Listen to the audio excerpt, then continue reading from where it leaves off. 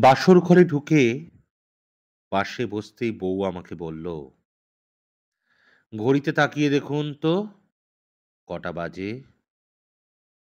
বাসর রাতে বউয়ের এমন সাহসী প্রশ্নে একটা বিচলিত হলাম। তখন ঘড়ির দিকে তাকিয়ে দেখি রাত 12:30, মানে 12:30। আমি বউয়ের পাশে আস্তে করে বসলাম। "শোনো, আমরা এখন বিয়ে করার কোনো ইচ্ছে ছিল না। সিরিয়াসলি বলছি, আমার বিয়ে করার এখন কোনো ইচ্ছে ছিল না। আমার বাবা-মায়ের পছন্দে তোমাকে বিয়ে করেছি। তবে আমার কারোর সাথে কোনো সম্পর্কও নেই। কিন্তু আমি বিয়ের জন্য মানসিকভাবে প্রস্তুত ছিলাম না। তাই আমি এখন চাইলে অত সহজে তোমাকে বউ হিসেবে মানতে পারব না বা বউয়ের অধিকারও দিতে পারব না।"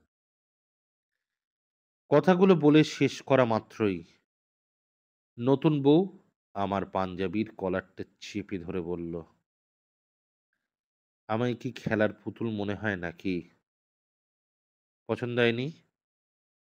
বিয়ে করতে চাননি? এটা আগেই বলতে পারলেন না?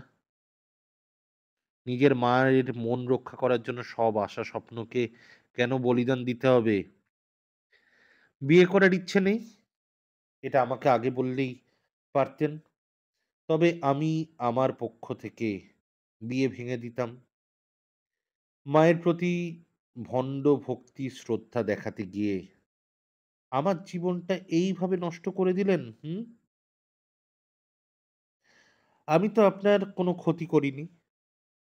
এখন আমি যেভাবে বলব সেভাবেই সব হবে। ঠিক আছে?" বলেই কলারটা ছেড়ে দিল। পরে আবার বলল, "আচ্ছা, যা হওয়ার তা তো হয়েই গেছে। দিতে হবে না আপনাকে বউয়ের অধিকার। যান নিচে গিয়ে ঘুমান। একদম খাটে ঘুমাতে পারবেন না।" বলেই আমার বালিশের পা ফুল ফ্লোরে ছুঁড়ে মারল। আমিও বাধ্য ছেলের মতো ফ্লোরেই শুয়ে পড়লাম। আর মনে মনে ভাবতে লাগলাম, কেমন গুন্ডি মেয়ে রে বাবা! জীবনেও এরকম মেয়ে দেখিনি। মনে তো হচ্ছে জীবনের পুরোটাই তেজপাতা করে ছাড়বে। ফ্লোরে ঘুমই আসছে না। কখনোই ফ্লোরে ঘুমাইনি। কিন্তু আজকে নিজের অমতে বিয়ে করার কারণেই ফ্লোরে ঘুমোতে হচ্ছে। এর মধ্যে মশার আন্দোলন। জ্জজ, সহ্য হচ্ছে না। চোখ বন্ধ করে শুয়ে আছি। কখন জানি ঘুমটা লেগে গেছে বুঝতেই পারিনি। হঠাৎ সজাগ হয়ে দেখি আমার শরীরের কম্বল আর পাশে একটা মশার কয়েল লাগানো। মনটাতে একটু স্বস্তি পেলাম। চোর হলেও মানুষ ভালো। মনে মায়া দয়া আছে। পরের দিন ঘুম থেকে উঠেই দেখি টেবিলে চা রাখা। চা খেয়ে ফ্রেশ হয়ে রুমে বসে ফোন টিপছিলাম। তখনই তানিয়া, মানে আমার বউ এসে বলল, "এই যে সেই কতক্ষণ যাবৎ খাবার নিয়ে সবাই অপেক্ষা করছে, আর আপনি ঘরে বসে আছেন কেন? এক্ষুনি নিচে চলুন আগে।" বলেই আমার কানের কাছে আস্তে করে বলল, "নাকি খাবারটা রুমে নিয়ে আসবো?" আমি তো হার্ট অ্যাটাক হতে হতে বেঁচে গেছি। আমি তো বললাম, "বউ বুঝি এইবার কলারও ধরে আমাকে খাবার টেবিলে নিবে।" কিন্তু না, বউয়ের স্বর পাল্টে গেছে। তবে কি বউ আমার প্রেমে পড়ে গেল নাকি? কথাটা ভাবতে ভাবতেই বউয়ের দিকে তাকালাম। হাঁ করে তাকিয়ে আছি। বউ তো আমার হেব্বি সুন্দরী। রাতে তো ভাবছিলাম হিটলার রানী। এখন দেখি না মায়াময়ী। এইবার যে আমি বউয়ের প্রেমে পড়ে গেলাম। নিজেকেই নিজে বললাম, "পিন্টু, মনে হয় তুই তোর হিটলারনির বউয়ের প্রেমে পড়ে গেছিস।" হঠাৎ একটা বিকট শব্দে বাস্তবে ফিরলাম। সামনে তাকিয়ে বউ আমার ফ্লোরে পড়ে চোখ বন্ধ করে আছে। ফ্লোরে পড়ল কিভাবে? বুঝতে পারলাম পাগলিটা খুব ব্যথা পেয়েছে। দৌড়ে গিয়ে টেনে তুলতে বসাতে গেলাম, অমনি আস্তে করে বলল, কেমন স্বামী গো আপনি? আমি তো একটু ভ্যাবাচ্যাকা খেয়ে গেলাম। বললাম, আমি আবার কি করলাম? বউ বলল, আমি মাটিতে পড়ে আছি, কই কোলে করে নিয়ে বিছানায় শোয়াবেন, তা না করে আমার হাত ধরে টানছেন। সাথে সাথেই আমি কোলে করে বিছানায় শুইয়ে দিলাম। আমায় শক্ত করে জড়িয়ে পড়ল। ইচ্ছে করে এইভাবে ধরে রাখি সারাটা জীবন। কিন্তু আপনি তো আমাকে পছন্দই করেন না। কথা শেষ হতেই তানিয়া দীর্ঘ নিঃশ্বাস ছাড়ল।